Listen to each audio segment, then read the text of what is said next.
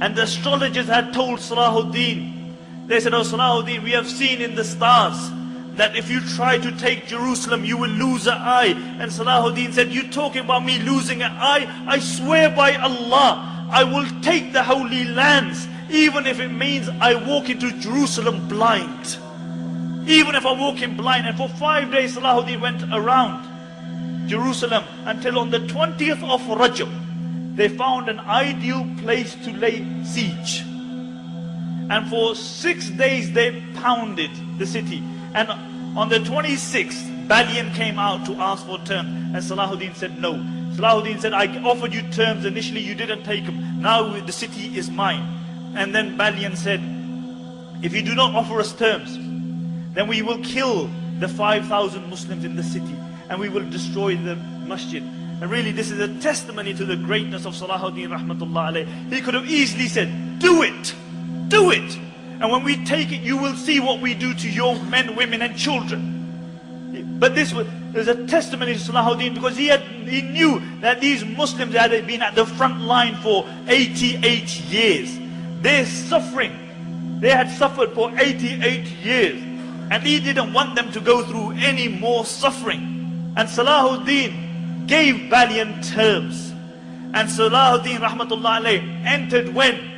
He entered Jerusalem on the very night, very day that the Prophet sallallahu alaihi wasallam entered Jerusalem. Salahuddin rahmatullah alayh entered Jerusalem on the 27th of Rajab.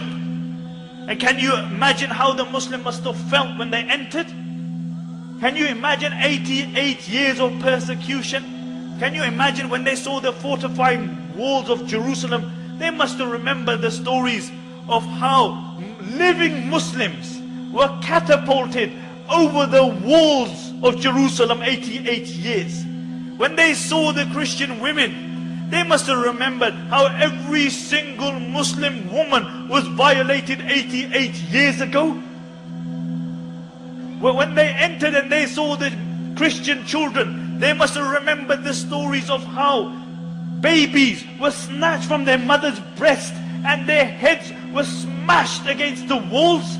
When they entered the masjid, they must have remembered the stories of how 70,000 Muslims were killed in the masjid in one day, until their blood was running up to the knees of those who were doing the butchering. All these memories must have come back to the Muslims. Stanley Lane Poole mentioned in his classic, he mentions that the Muslim king showed the Christians the meaning of compassion. And then Salahuddin rahmatullah alayh, he entered the masjid. You know, can you imagine, after 88 years the Muslims are now entering the masjid. After 88 years they are coming back into the third holiest place. Christian chronicle of that time mentioned that when the Christians saw the compassion of Salahuddin, many of them embraced Islam.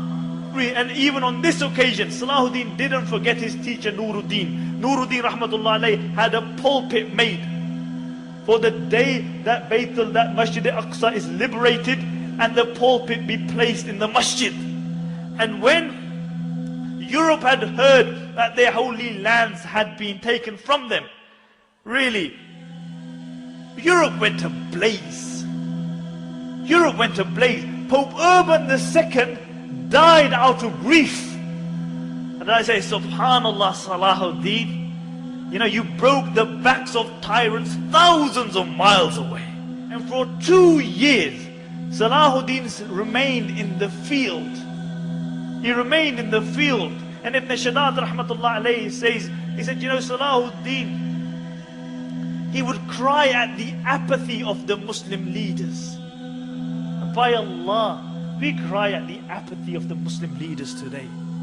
All those problems which existed in the time of Salahuddin, all exist today. The only thing difference is that there is no Salahuddin to bring the Ummah together.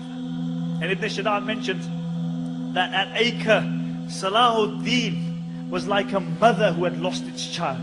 He says, if the agony and pain that Salahuddin felt, if it was placed upon a mountain, the mountain would crumble. But see, this is why we remember Salahuddin. This is why we remember him, and this is why all the other leaders are forgotten. Where did Salahuddin live? He lived in a tent. He lived in a tent. Ibn Shaddad rahmatullah alayhi mentioned, he said, one night I saw Salahuddin. He couldn't sleep the whole night. He was in so much pain. The whole night he was tossing and turning. But morning came. At the crack of dawn, Salahuddin mounted his horse and he did not descend until sunset. When others had big meals in their palaces, Ibn Shaddad mentioned, for 3 days, Salahuddin ate nothing. He ate nothing because he felt this pain. When others lived with their families in their palaces, Salahuddin was on the battlefield. He was dodging arrows.